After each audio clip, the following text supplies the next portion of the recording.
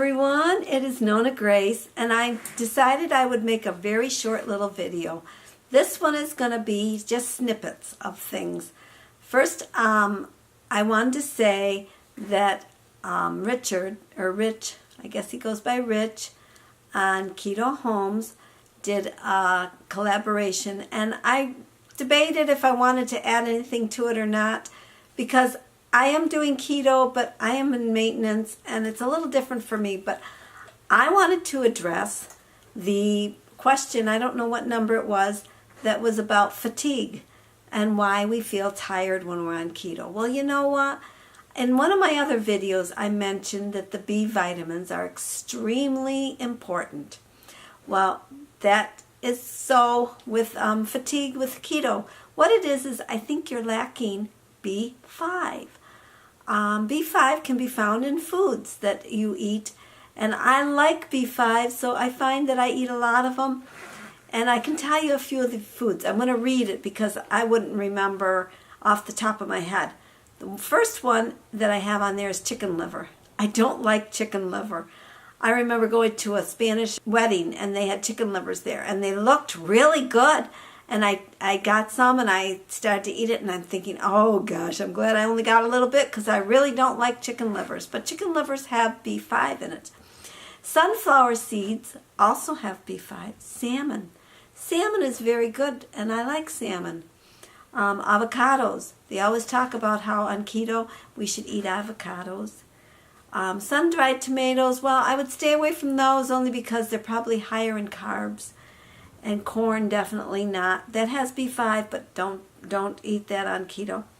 Broccoli. Broccoli is very good. Mushrooms, cauliflower, and then they have yogurt. But those are the things that I thought would help the question about fatigue. You need more B vitamins. Take your B vitamins. Get the B vitamins. It's B5 is the one that helps with fatigue. Another thing I wanted to talk about was when you're giving yourself rewards for hitting your points on whatever your goal is in the weight loss. I used to always tell my kids that if they're going to give themselves something that's with their allowance, now they're buying something with their allowance when they were younger. I used to tell my daughter especially, because she loved her sweets and she loved all the goodies that were right there in front of the cash register. I used to tell her that her money could be spent on anything she wanted as long as it lasted for a month or longer. So that meant she had to buy maybe nail polish, which was fine, or some little small toy, but it should last for a month or longer. Those should be your treats for hitting your milestone goals that you want to hit. That was something else that I hear often. And another snippet, these are all snippets. These are just things that have been coming to my head that I wanted to share. I've been listening to Crystal. Crystal is sewing a lot, which is great. I'm glad you got yourself a sewing machine. I remember doing quilting, and I didn't have a sewing machine, and I had to hand sew the quilt blocks together. I was making pillows, and I wanted to do the cathedral window. It was a cathedral window, I think is what it was called, or something like that, and it was really intricate. And that's why I took the quilting class. But it made it so much easier once I got a sewing machine. My husband bought a radial arm saw, and I decided, if you're going to spend money on a radial arm saw, I should have a sewing machine. So I bought a sewing machine, and that has been the best thing ever, because whenever I get a thought that I want to make something, it's so easy to just go to the machine and whip it up. You're making your own patterns, and you're a designer whether you know it or not. And also I wanted to let you know about my chicken. I took a little video, I'll show you that at the end, where they're actually hanging around Ruby's little chicken tractor, which I call now her little hotel. She's got her own private room, and she is acting very good. She's not nervous. She hasn't laid an egg yet, so apparently it's not time for her to do that yet.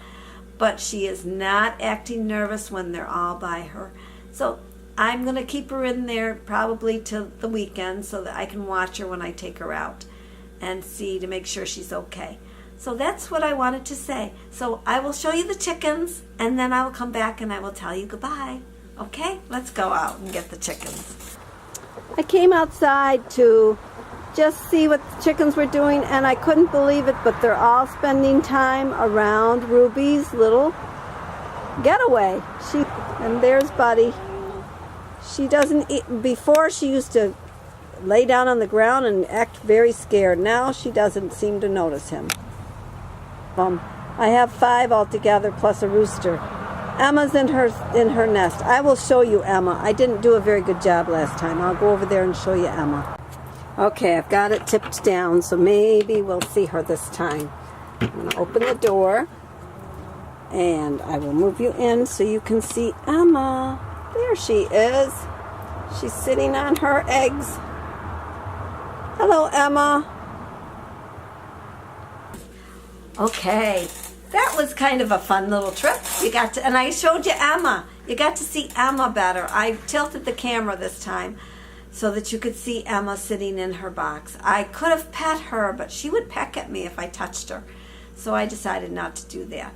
So anyways, I hope you enjoyed this, and I hope I don't offend anybody with my thoughts. But this is what my channel is about. I guess it's just random things, talking about different things that come to my mind. So you have a great day, and I'll talk to you at another time. Bye, everybody. Goodbye.